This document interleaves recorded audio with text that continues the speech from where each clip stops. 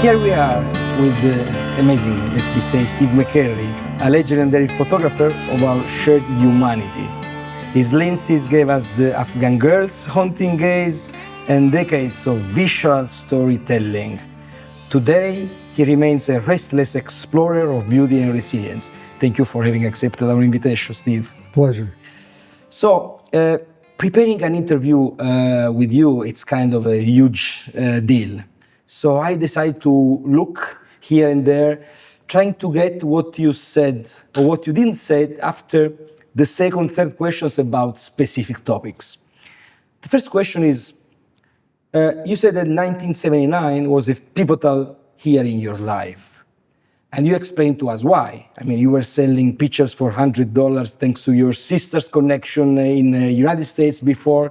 And from one day to another, you saw your pictures on the main titles in the world. What happened to the person, to Steve, mentally in that moment? Well, you know, it was a struggle to go from being a newspaper photographer for 5 years and then suddenly go to India and try and find stories. That was very difficult. I kind of wandered around the country for a year and a half. But the second summer, I decided it's so hot here in North India. I'm going to go to Pakistan and I'm going to go up in the mountains.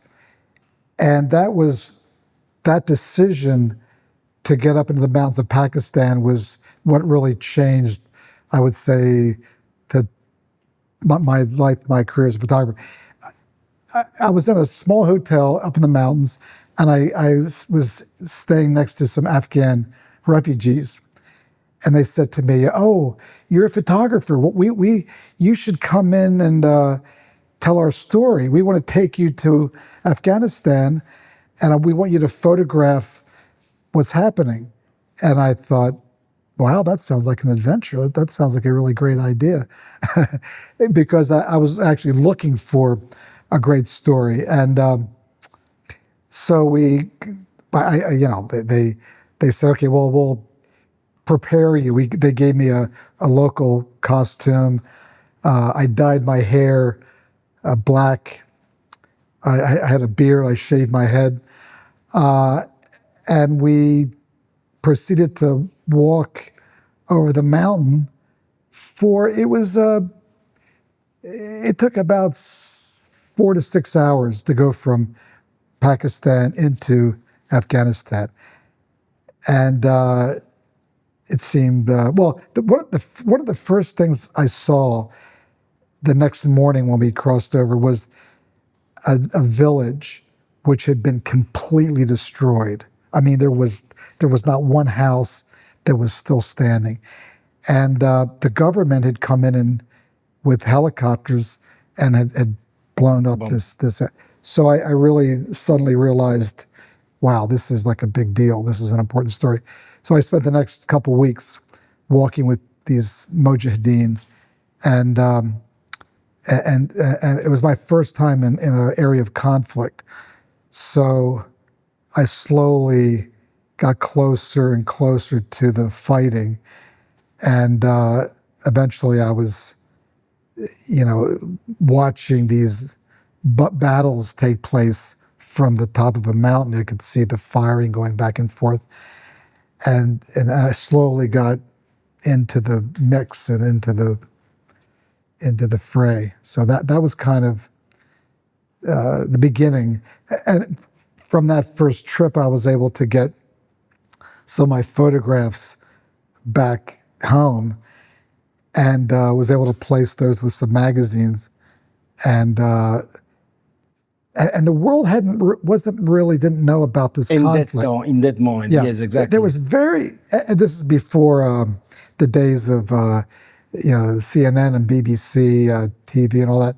So nobody really knew that much about what was going on, and the world didn't really care that much about Afghanistan. So I went back again. I worked, and again, there wasn't really that much interest. But Christmas 1979 when the Soviet Union came in, that's when people started to take notice. And it became this huge international story. And suddenly these pictures, which I had, which had been, weren't being published, everybody wanted them. And I was getting published in the New York Times and Stern and Paris Match and all the big newspapers and magazines all over the world. And then they wanted to know, well, who took these pictures? We want to hire that guy to go back into Afghanistan and photograph for us. So I did that for the next 6 months. And then I started getting more regular magazine assignments. I went from an obscure local newspaper photographer to kind of, within a course of a few months, to being kind of sought, the pictures being sought after from the best publications in the world. It's crazy. How did you manage to stay humble? Because we can see the simple way you connect what happened to your life. Everything seems like, okay, you were there in the right moment, in the right place. But I mean, this is also a talent. Well, it was always a struggle to get in, convince them to let me get in, to photograph, get the pictures out. Everything took an incredible amount of work and energy. So it became easier once I had a connection with a major magazine. But every time I went back into Afghanistan, I had to sort of prove myself all over. Every time I went back into Afghanistan, I had to prove myself over and over again. It was like starting from the beginning every time.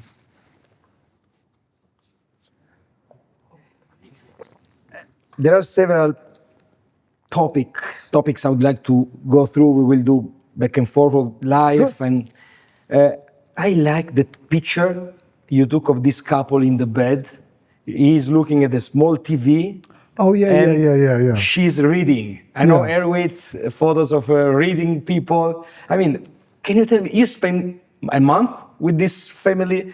How does it happen? I was talking to Michaela before. I say, you know that Steve spent months also with family, with people. I mean, how did you convince someone to let you get in and spending time with them and then taking a picture in the bedroom? Yeah. So I wanted to do a story on this family in Budapest. And so they agreed. And I would bring them sort of gifts and groceries and food and whatnot, just to kind of keep them. But I wanted to photograph every aspect of their life.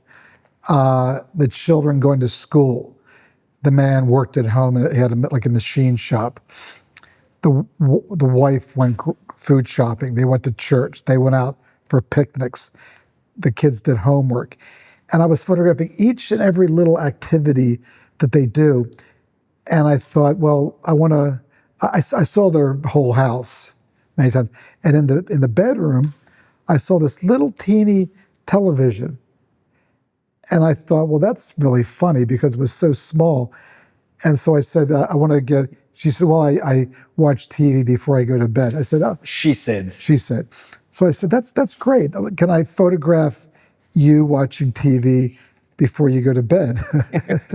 So they because I'd already I'd spent so much time photographing everything.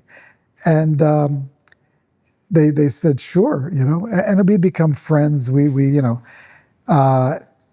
have lunches and breakfasts and dinners together.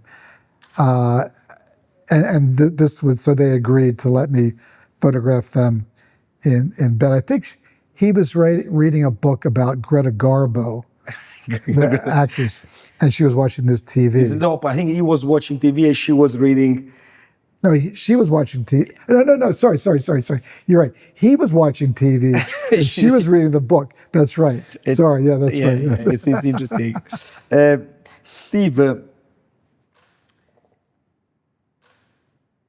Europe, India, Africa. I mean, the galleries of your picture shows that you were everywhere. You said a time ago that one country is left or you would like to visit, and it was Iran. And yesterday, yeah. What do you think about this situation?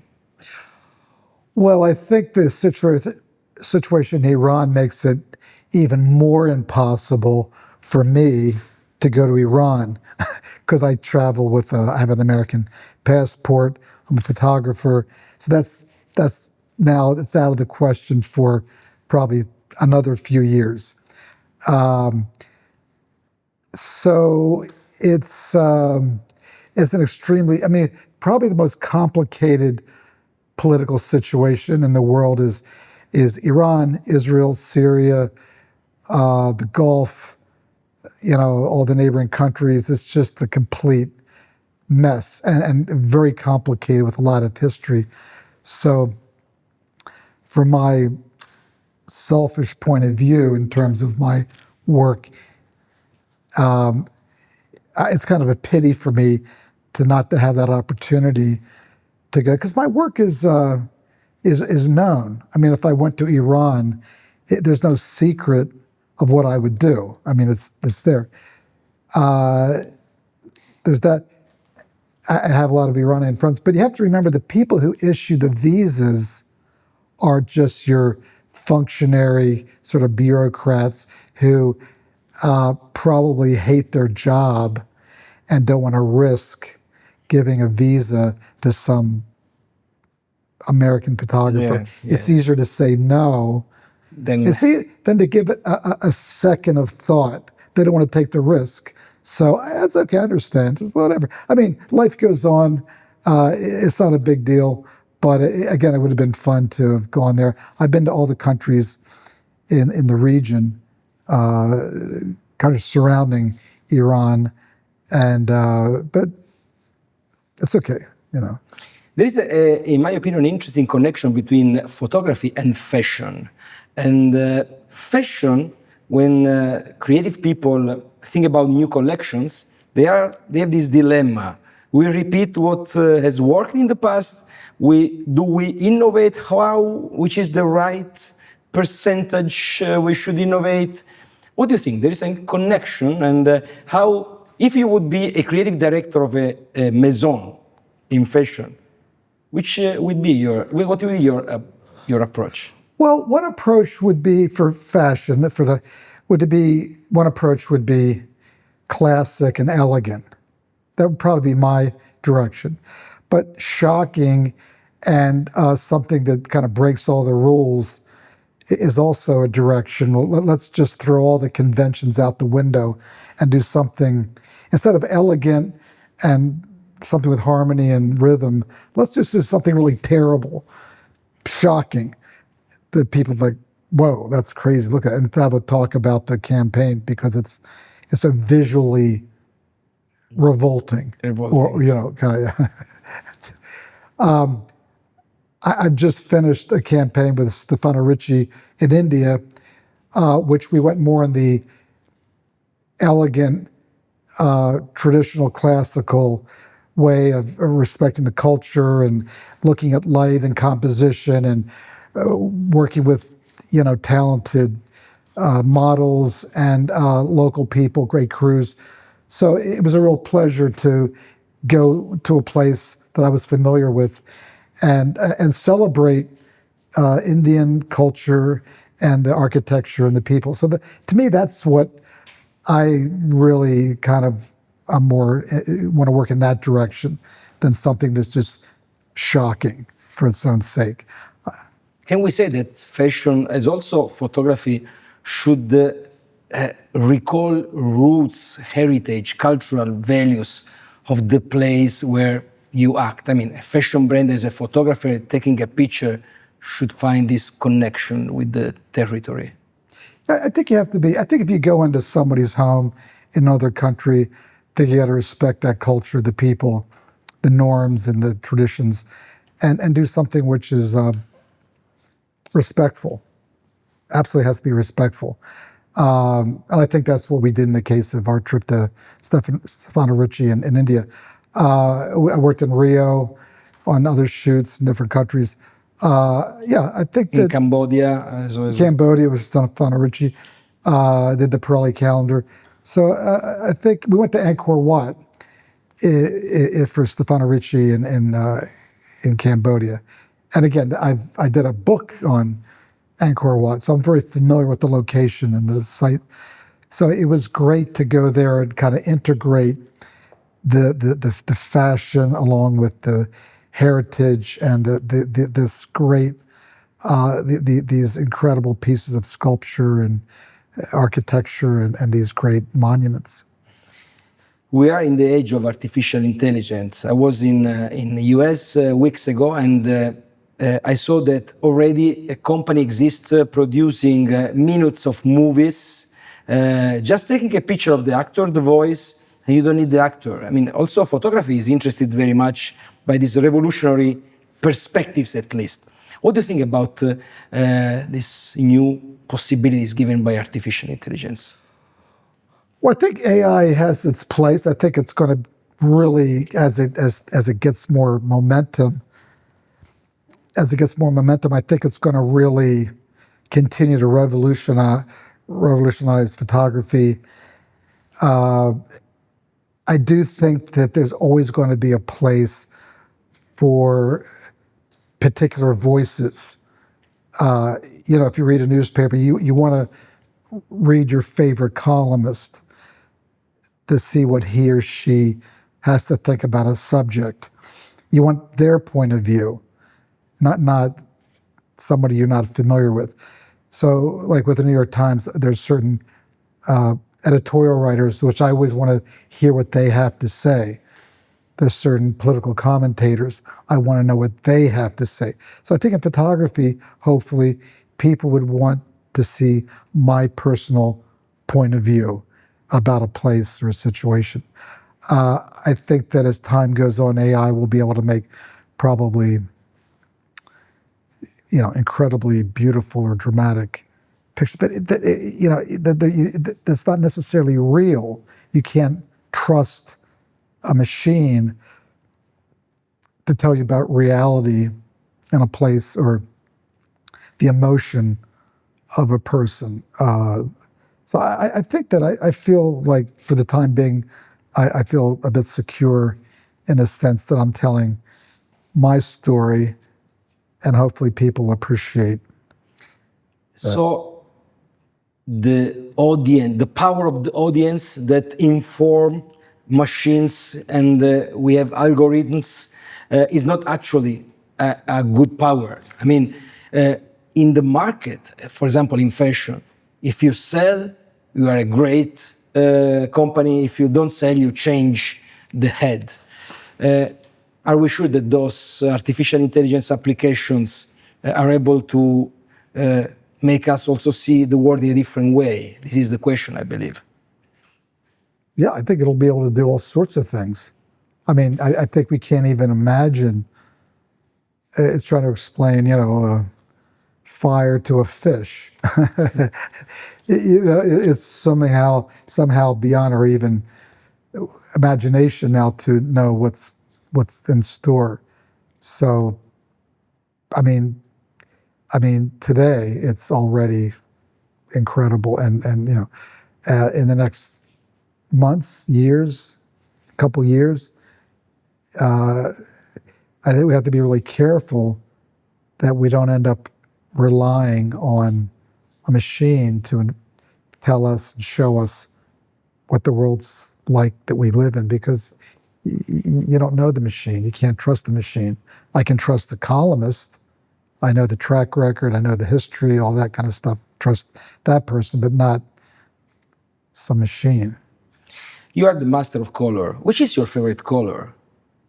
If you have if I had to pick a color, I would say probably blue. Blue? Why? That is calming. It's my eyes are blue. It's the sky's blue. But I never really thought of myself so much as a color photographer. I tell stories. I'm interested in human emotion, human behavior. That's kind of what And what really interests me is more that, the human behavior and the emotion, and whether it's animals or people or interaction of whatever. But it's my motivation isn't really color. Yeah, you said that colors add information. This for sure. Well, the world is in color. The life is in color. So it kind of makes sense to photograph the world as it is. I mean, black and white was the only game in town for, the first 100 years of photography. So all the masters used black and white because that's all there was. And then color kind of came along in the 1930s, 40s. It wasn't that great. Color reproduction wasn't that great until fairly recently, maybe the last 30 years, which is, So even now, color is really difficult to get right. So, I photograph the world. I photograph in color because certain stories need color. If you go to a Tibetan monastery or a Hindu temple, you got to see it in color. And you said that the black and white pics that you took in Afghanistan were also, depending on the film, that were not so very good. I mean, the German film you found there in the market. It was called Orwo. Or I don't think they even make it anymore. It's Orwo. It was an East German film, Orwo. And but I had no money. The market was really small, and I just took what was available. Writing my book, I investigated the fatherhood, the moment that basically in many people change also life. And, I got several interesting definition of explanation. Someone said that fatherhood reveals an ego larger than our own. Others called it an expansion of love. One person shared that having children forces you to confront mortality. When envisioning their future of your children, you calculate your own absence. Has this resonated with you? I mean, does it happen that you think about your daughter, Lucia would say in the Italian way, and saying, when she will be that age, I will be not anymore here? Yeah, I think you have to think in terms of, organizing the future, organizing your life, your assets and all that, with that in mind, that there's going to come a day when, I'm not going to be here. And I need to prepare for that day also, to try and,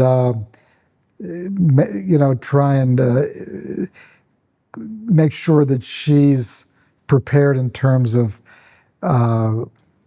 being disciplined, and the idea of work, and idea of trying to better herself, and all these good things that we all have to do to live a good life, and to be responsible people, and be productive, and be fulfilled, and do something meaningful with the time we have here in this world. What changed, if something has changed in you when she was born? Well, responsibility. I mean, I think that suddenly you're responsible. Suddenly your life changes, and that becomes the priority. It's not something that you do it's not a sacrifice, or it's not done out of duty. It's just that my life has changed in a good way.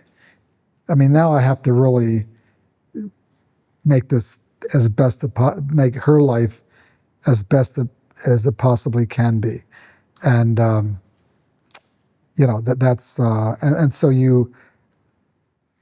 everything that you do suddenly you have to take that into account in terms of everything, Incredible. Yes.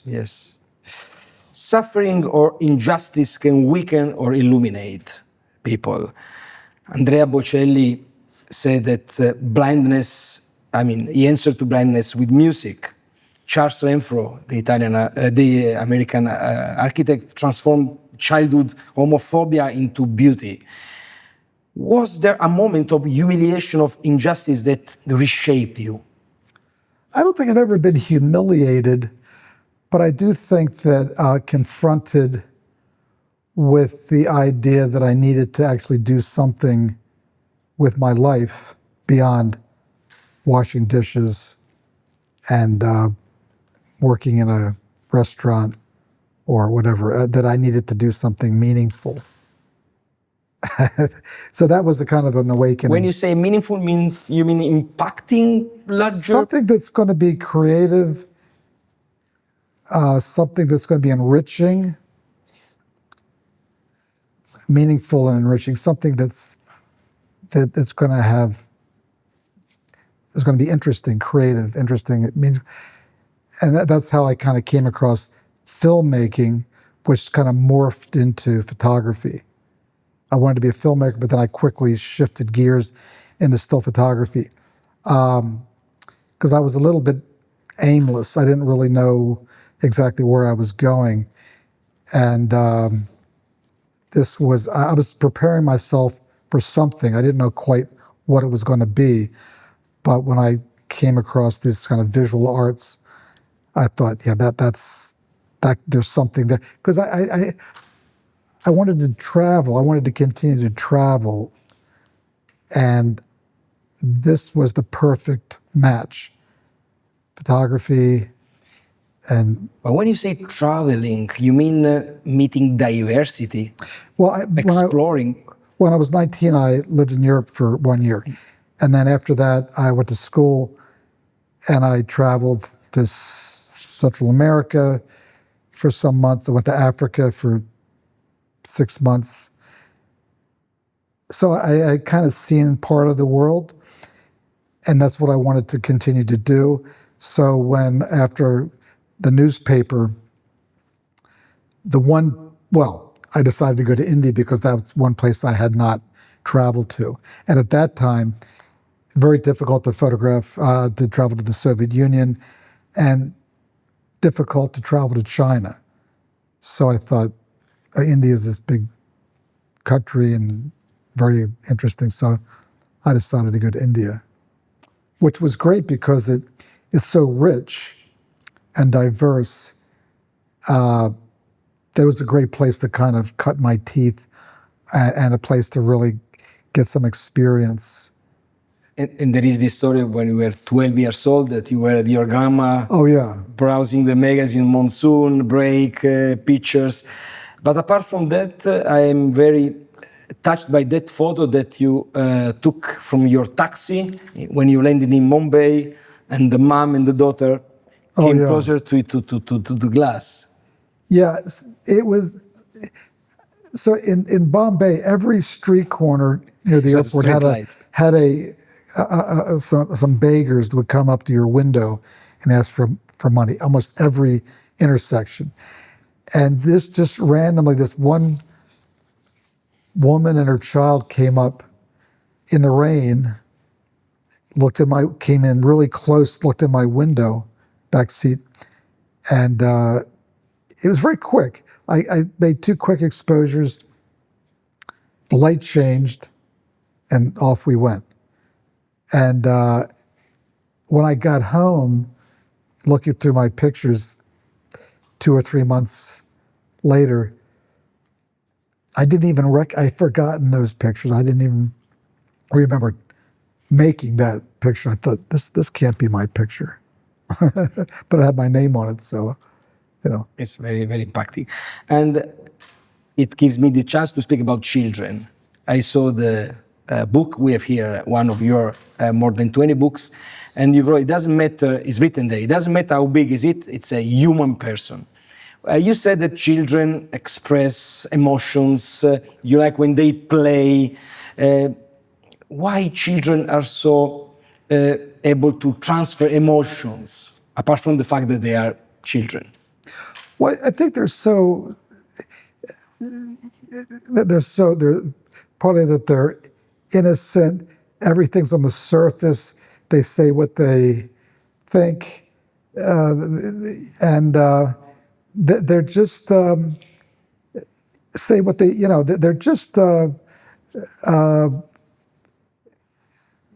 unpredictable, and they just they cry, they laugh 1 minute, they're this, and it's always a drama with a child.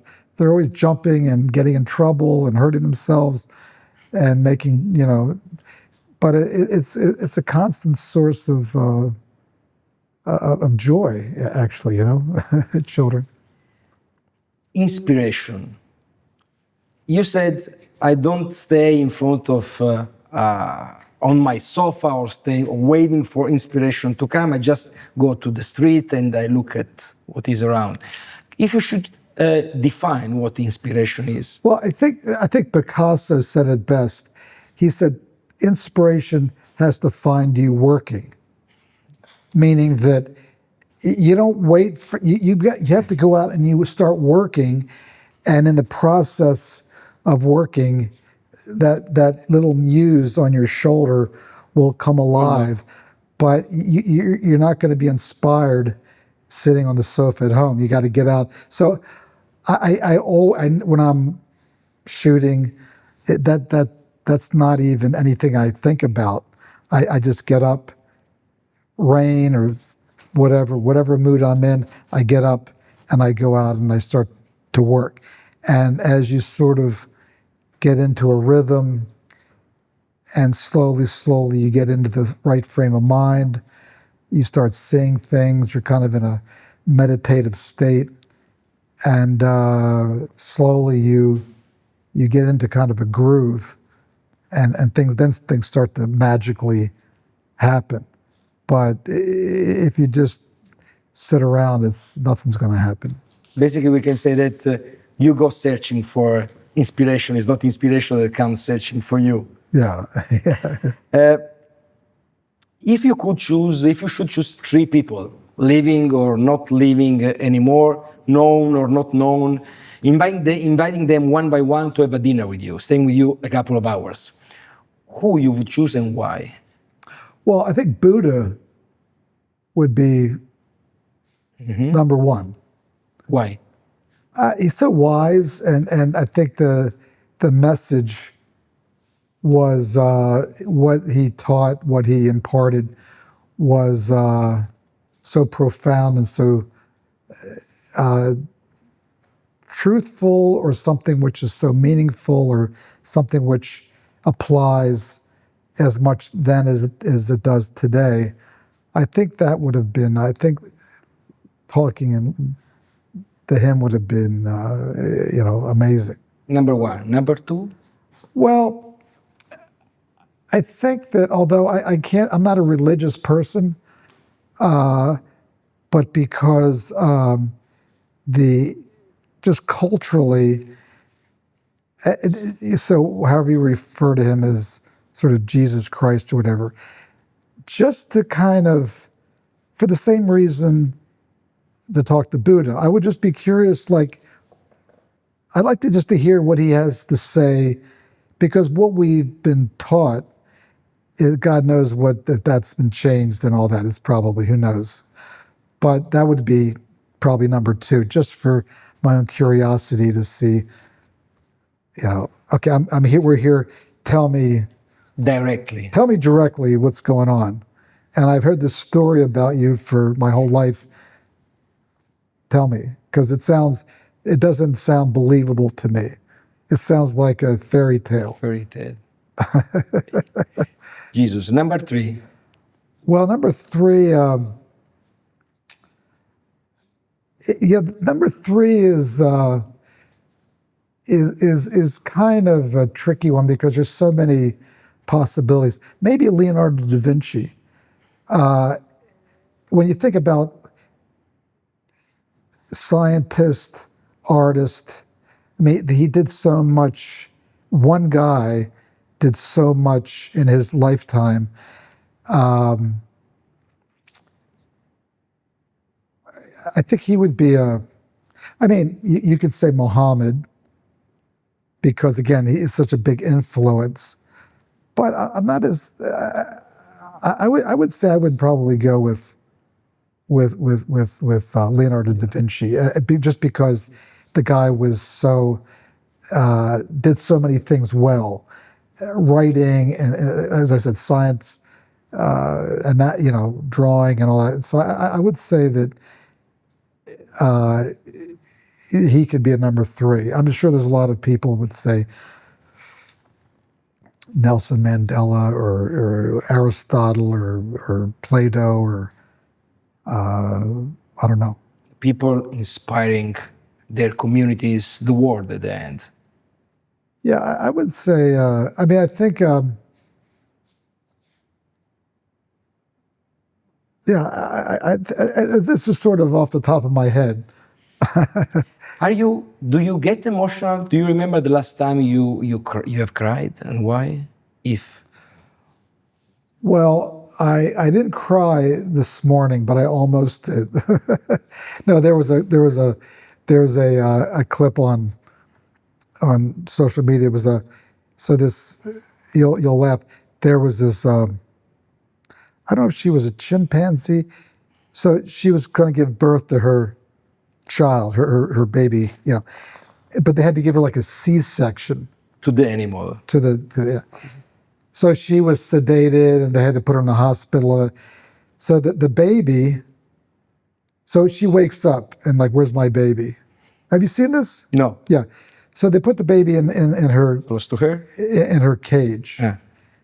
She comes out of the hospital, the oxygen and all that kind of stuff. She's all it appears that she's kind of upset because where's my baby, And so she goes in her cage and she's just kind of sitting there and this little thing starts to move, this baby in this blanket.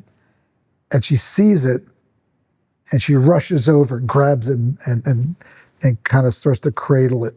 It's such an emotional moment for her because we think of animals as, we don't think of them as kind of emotional creatures. But this short video was like, wow, that's amazing. That this mother cradling her child, which she thought she had lost, was, I thought, very profound and beautiful. Do you check social media? Do you All use the time? All the time? All the time, yeah. Well, I think it depends on how you use social media. It can be a great tool. It can be a great waste of time. It can be detrimental. It just depends on how you sort of use it. So that's my feeling about social media. And when people, because on social media, many people write sometimes also not being totally informed, they attack others. Which is your relationship with, people that maybe argue with you or with your works? Well, partly I ignore it, and partly I just block them if I can. But, people, can say whatever they want to, and often it can be sort of very kind of ugly and uninformed because they're talking about something that they may not know anything about. And they do it in such a crude and hateful way. It's like, don't you have anything better to do with your time? Go take a walk, Get up out of your chair and actually do something with your life instead of being negative. Who has the time to do that? You must have your soul must be completely, vacuous for you to waste a nanosecond posting some negative thing on social media. Nobody has the time for that. Go live your life. Have a good time. Life is short. You're going to be dead soon. Be productive. Be joyful. Be happy. Be positive. We see also the global leaders argue, fight to each other. Elon Musk, Trump. I don't know if you wanted to talk about this very US situation right now, but your president is very much, feeding aggressiveness from time to time online. I think the only thing you need to know about Elon Musk is that he's the richest man in the world, depriving food and medicine to the poorest children in the world. That's a real thing. And that's, you almost think that that's impossible, but it's actually, he has done that. So, I mean, I can't imagine living with myself knowing I have the blood of these children who have died as a result of his carelessness and his ego. That's, for me, I don't care about anything else. The cars, the space thing, I don't care. What I think is unconscionable is the fact that he has cut off these programs for people whose life depended on it. I think it's more than enough. You understand living with little, needing a way to travel, your ultimate goal. You said when you were young, turned you into, discovering photography as the way after studying movie, as you said, filming. Can necessity or hunger be an advantage for those seeking to make their mark, or is it an obstacle? Is it an obstacle? Yeah. Well, I think that if you're trying to make your mark, if you're struggling and all that, I mean, that can be an impetus to. I think if you're coming from a place that you need to really sort of make it, or if you come from a sort of a wealthy home and you're not dependent, you're going to have a smooth ride regardless. I don't think great art or great accomplishment comes from those people. I think it comes from people who really want to, who are perhaps struggling, accept the struggle, are willing to struggle, willing to endure the pain. Anything I think that's worth doing well is going to require some. You want to be a piano player or a ballerina or a football player or a scientist, it's going to take a lot of work. And you're going to have to work at times even if you don't want to. You know what I mean? You're going to have to, so I don't know if that answers it's interesting, and it gives me the chance to tell you that during your workshop, as far as I know, you insist a lot of the importance of hard working. You say that, you were lucky enough in some cases to be there, to have the right light, to shoot the picture, but in many cases you came back several times. You saw first the background, then you saw some sort of life there, then you waited. I saw the picture with the nurses and with all these vehicles behind them. What is the relationship, the real impact that talent can give? What talent is, and which is the impact of hard working? I think persistence. I think talent, the percentage of talent, talent's important, some talent. But I think that persistence and perseverance is the key. I mean, if you have, let's say you have an average amount of talent, average, and you work really hard and you're willing to sacrifice and struggle, and you work smart, I think you can really accomplish great things. I don't think you have to be a genius. I think if you, obviously, the people who want to better themselves, be educated, and want to really, I think those people will excel.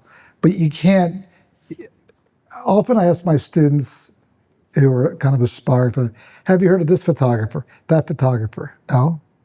They haven't taken the time to learn the craft or the history of photography. When I say the history, I don't mean like some boring textbook.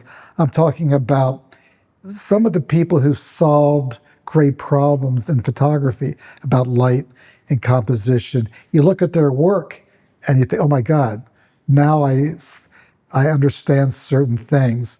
I can borrow from that photographer in my work in the future.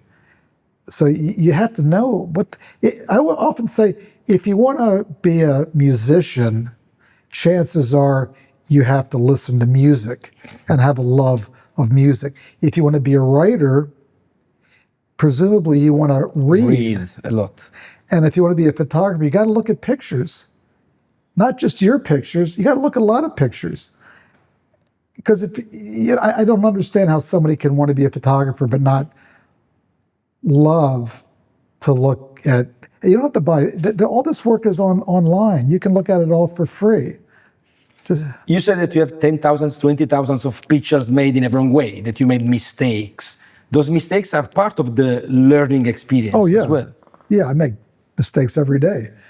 And you learn from the mistakes and you try and do better. I have hundreds of thousands of mistakes. Not thousands, hundreds of thousands. And related lessons, probably. Well, I'm not saying they're mistakes. I'm just saying that they're not fully developed, the pictures are not really finished. They're kind of a work in progress. They're not pictures which I would want to exhibit as an example. But you have to be willing to fail in order to achieve something interesting, I think. Let's speak about your daughter, Lucia. How did you choose the name with your wife? Well, my grandmother's name was Lucy. And my wife's mother's name is Luvina. So we got Lucia basically from Lucy and Luvina, and I thought, and light because of, St. Lucia. I thought that could be, we went through hundreds of names, but in the end I thought that, I thought that was going to be an interesting name to. Few left questions. First one, you said that two questions that someone asked several times about the pictures you haven't taken, that in some situation also the willing to witness stories stops itself. And you mentioned that once in India, people without money burn dead people. And in that situation, you preferred even not to look at that story. No, the people who don't have the money, they throw their bodies in the river. In the river. Yeah. So recalling that situation, the question is not about the picture you didn't take. Was it moving? Well, and again, I guess I've spoken about this in the past. It was the one time I thought, I don't really need to have that memory on film. That there's no value to have that. I just didn't see any point. I mean, it's an image that I still have in my head, but I never felt that it was something I needed to record or photograph. It was so sort of sad or horrifying or repellent or something. I thought, you know what, that happened, understand, but maybe I don't need to make a picture. Problem with police, being arrested, solving issues. I mean, you had in your life experiences like that. What you learned from these experiences when they happen? A story, maybe. Well, I think it's important in life to take risks, and when you take a risk, I guess anything can happen. But I think that it's better to risk and and have the possibility of being killed or getting beaten up or being arrested. I mean, there's certain things I think are important enough to risk everything. Now, obviously, I never intended to have anything, but sometimes you just have to say, I have to do this thing. And I'm ready, whatever the consequence is, I just have to take my chances because I couldn't live with myself knowing that that thing was there, which was really important, and I shied away. I was timid. I wasn't brave. I didn't have the courage to do that thing.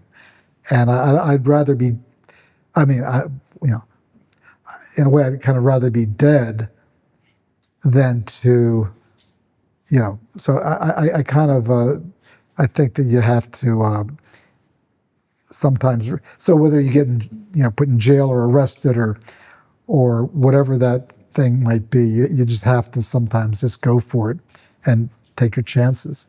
Steve, do you have a dream still not? Oh, a dream. Well, in terms of my work or, you mean something In like general, that? something you want to reach, but it's not easy, but it's still there in your drawer. I think that, there's certain things I want to do, books and exhibitions and whatnot. I think, so I still want to keep working hard and all that. I think I don't want to be so discontent or always trying to get more and more and more and be dissatisfied. I think there's a point when you have to say, I'm going to work really hard, but let me do something which is achievable. Let me do something which is really going to require a lot of work, but something that's realistic. Am I going to get Being grounded, basically, it's a value. The last question is about light. You said it is the foundation of everything. There are secrets or working hard, rules to be determining how light should work in your everyday shooting picture.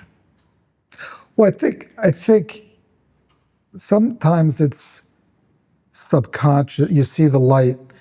Most people, whatever, they don't understand the light or why it's more interesting. As a photographer, somebody who's kind of studied light, I kind of know what works and what doesn't, what's interesting, and so I don't think people understand some of that, but they'll appreciate it when they see it, but they maybe don't understand it, how it happened, or the reason why they like this picture over that picture. Maybe it's some. How do you still feed and learn with your eyes? You said that shooting is a matter of training the eyes, you say to your students. And you, Steve, how do you train your eyes? Well, I think every day so it's something I do all the time. I'm not making pictures all the time, but I'm always looking at the world as a composition, as light, shapes, and everything. So even though I'm not sort of conscious about taking a picture, I'm always looking at things in terms of pictures, in terms of how things fit together, background, foreground, shapes, and all of that. That's kind of something which I do it without really thinking. It's nothing I do sort of consciously or with any effort. It's just something I'm part of my thought process. How would you like you to greet us, telling us at this moment of your life, what in your opinion matter the most? What is the most important thing you have learned for everyone? Humanity is something you have searched in all your works. What is important for everyone? Well, I think the most important thing for the world is we have this sort of common shared humanity. And I think that respecting each other in whether the race or whatever it happens to be is so important to having sort of a peaceful world where people can respect each other, live in some kind of, that's fundamental. Respect is fundamental. I think if there's anything I've learned, that whatever part of the world people are from, that they want respect. If you don't give them respect, going to be a problem. And you see that every day all over the world, people, that's kind of the root of so much of the problem of disrespecting somebody for whatever reason. I mean, that's basically happened, and it happens all the time, every day, all over the world. And we can't seem to, human nature is, we haven't fixed that loose screw. Like in the animal kingdom, they kind of have respect. There's certain rules that they live by, but we haven't achieved that level of enlightenment. We make people suffer. Are you afraid of suffering, of pain? Well, I think we suffer every day. I mean, I think you have to embrace suffering. Suffering has to be something that you're willing to endure. When I say suffer, I think that, I think that if you want to be physically fit or eat right or whatever, that takes a certain amount of effort, and certain pain has to be endured in order for you to come out the other end more healthy. And I think if you're working on a project, there's a lot of work that goes into it, a lot of walking and a lot of work that goes in, whatever it happens to be. In my case, it's photography and trying to, walk around and in the heat, maybe, walk. So, but would it be easier to do that or to be home having a tall drink, watching a movie or sitting by the pool, right? I mean, with your legs up and relaxing. But you're not going to accomplish anything with your legs up by the side of the pool having a... So the final message is stand up, go there, and do it. Take your part. But you do it out of love. It's something that is, it's worthwhile. It's fulfilling. There's a reward. It's good. You go out and you work out, you go to the gym or whatever. It's a little bit of pain, but you come back and you feel great. That principle, to my mind, applies to a lot of things in life. You practice the piano every day for maybe today I don't want to play the piano, but you do it because you want to be the best or you want to achieve a certain level. So you play, you practice, even though you don't want to practice. Like these Olympic swimmers, they're in the pool every day. And maybe they think, well, maybe I don't need to swim this week. No, get in the pool. And in the end, they are able to achieve their goal, something great. And you're not going to achieve that if you just are goofing off. Yeah. So it's suffering, it's pain, but there's a reward. There's some purpose to it. But you're not going to get there without that. Thank you so much. Do you want to go over some pictures? Yeah. You want to go over some pictures? Yeah, exactly. Yes. So we selected pictures just to get a description from your side about your emotions in that moment and the stories behind. So we see Robert De Niro here. So I was shooting the last roll of Kodachrome. 64. The last roll, yeah. And I think, okay, what should I shoot? And this Kodachrome is an iconic film. And I wanted to photograph iconic people or iconic places. And living in New York, one of the most iconic actors was Robert De Niro. So we met him and photographed him. Next picture. We are in Cambodia. Okay, this is Angkor Wat in the background. So this is 25 years ago or so. 1998. Yeah, okay. So they actually are picking these lotus, and they're going to eat these. They're going to take them home, they're going to prepare them, and they're going to actually eat them. So that's what they're doing. They're actually harvesting them. I doubt if they do this anymore because now there's a lot of tourists and it's another time. But that's what, she was so sweet and so pretty. And What works in this very picture? well, I think first of all, you have the location of Angkor Wat. So you have this great location, great backdrop, one of the most famous temples in the world. And then you have this sort of sweet young girl with her sister and her father harvesting what they're going to probably have for dinner. It's it's sort of just what people do. They're out there trying to make their way and trying to find some food to eat. Beautiful. It's a story again. Great. Yeah. I heard that you said that. I mean, the light on the camel is kind of. Well, so we followed these camels for a long time, but there wasn't fire everywhere. Some places it was completely black. So you had these black camels, which you couldn't see them. So we followed them until they came in front of this fire. But there was actually mines. There were mines all over the place. So we had to be very careful not to explode one of these mines. But when they came in front of this fire, I made the picture because they obviously was a silhouette. Since the end of the war. Oh, and I don't know what happened to those camels. I mean, there was no food, there was no water. I mean, I don't know where they went or what they did. So,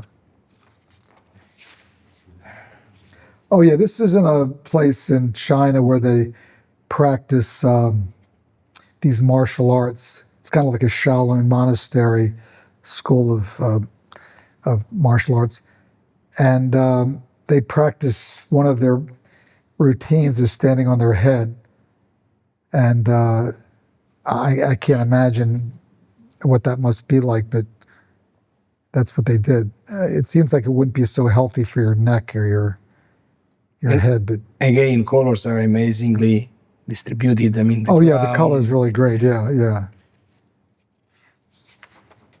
This is Ragusa. Ragusa in Sicily. In Sicily, yeah. This fellow painted this Fiat, all these different. It was really quite imaginative and beautiful. This hand-painted car in his studio. Did it take much time to shoot this picture? This very one. I probably spent 20 minutes with him, looking for angles and whatnot. It expresses our Sicilian roots very well. Being Sicilian, I can say that. I like his suspenders. Also, carretto, the Sicilian carretto, we call it this way. The last ones. Wow.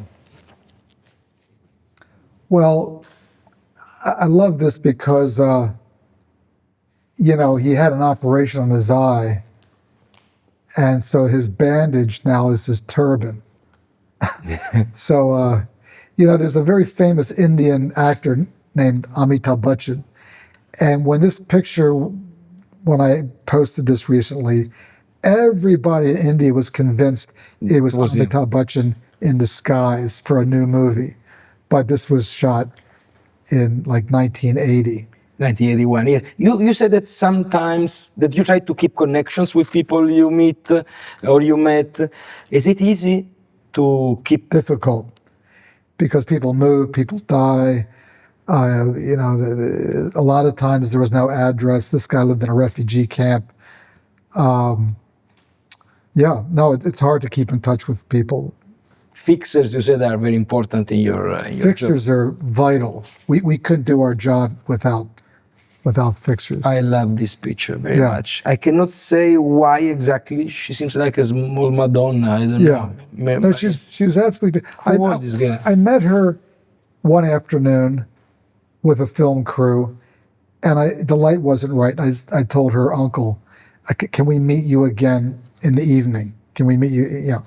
So they agreed. They met us there when the light was better, and the background is just out of focus, but it was a quick shot. It's a sculpture. I don't know. I mean, this also the look.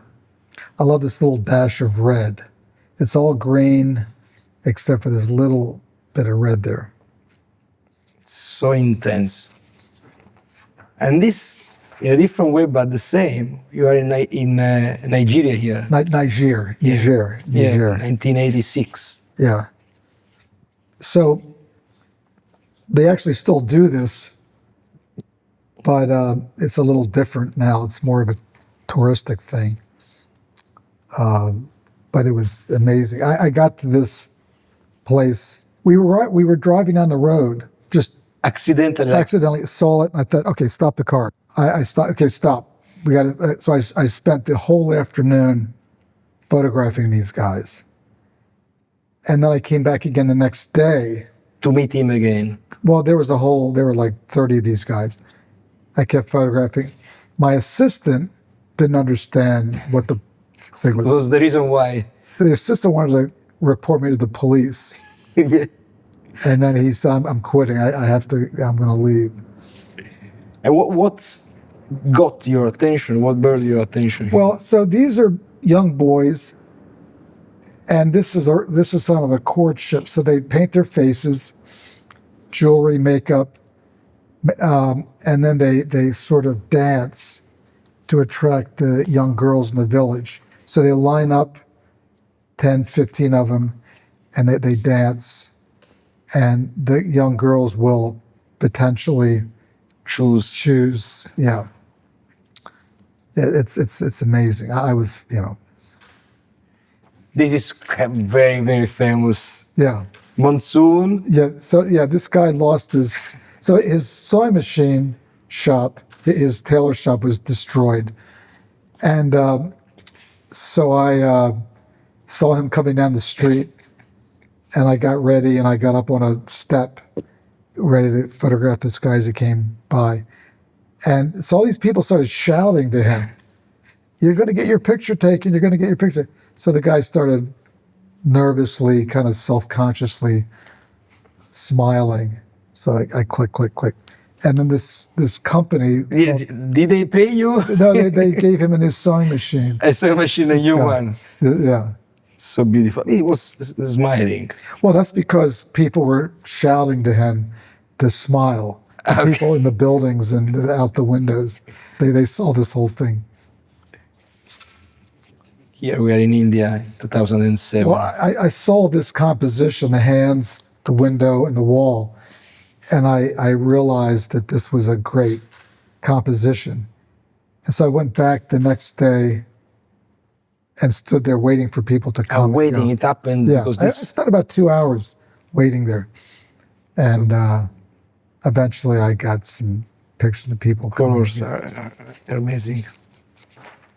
And black and white, we are in that pivotal moment of your life.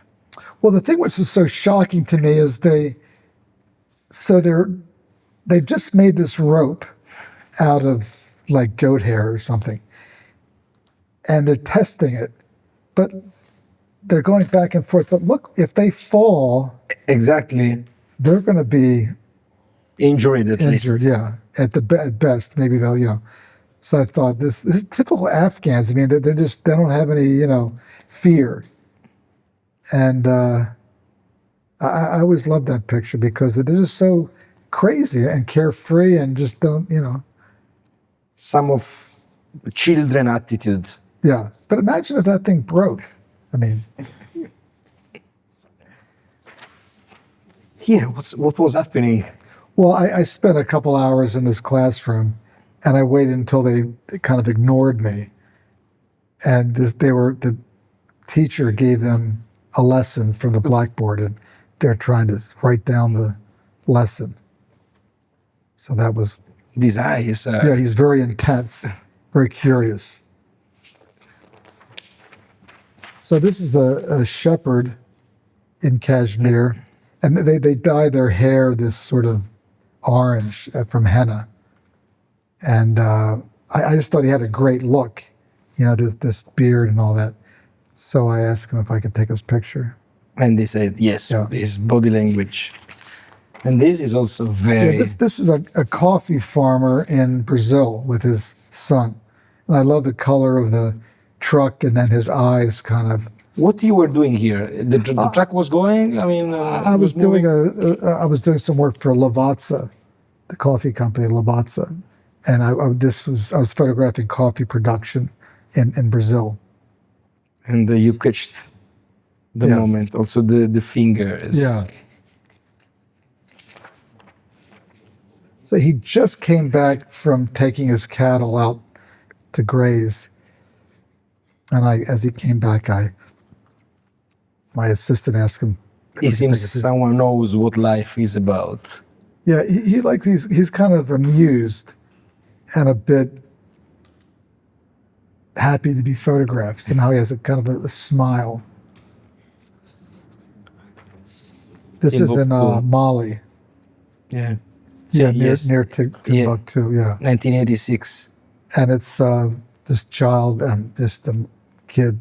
You said dignity is something that you always find in people, even if they are poor, even if they struggle. I mean, yeah, I always want to treat people with respect and let them, be dignified and give them their humanity or honor their humanity. You celebrated in a way also the last ones during your life. Did you give space, dignity, extra dignity for the ones that are disadvantaged? Yeah. Yeah, I think that their story is as important as anybody's story. I mean, that their life and their, that they're here in this world and they need all the advantages everybody else, healthcare and education. So these are just passengers on a train. On the train, but the colors match. Oh, it was great. The colors, the nail, everything was just really interesting. And this is a Marseille. Yeah, this is a gypsy, and his little dog here. Was in his house. This is his house. Yeah. You entered. Well, we asked permission with the parents, and so I was photographing he and his family, and he's sitting there. His dog kind of wandered in, so dog was kind of nice in that spot. He seemed very attentive. Yeah, very handsome boy. Very handsome boys. Cuba. Yeah, I loved her. She's had lived in New York as a young woman, and I just thought, she, again, simple, no money, but yet, despite that, really, where she is, like, she was able to have just a simple towel as her shawl, a towel, and she dyed her hair, and it was very well presented. So even though the same goes for a lot of Cubans, that they don't have much money, but they have style and they have a lot of elegance, and they make the best out of what they have. Beautiful. Yeah, this is sort of poorly cropped, but I just love the kid struggling for life. And he looks like he's making a cheer. Yeah, and he's holding the microphone. It's funny. Do you remember clearly that moment when you shot that? Yes. Yeah, I do. Many people around? It was myself, the doctor, this doctor, and maybe a nurse that was over here.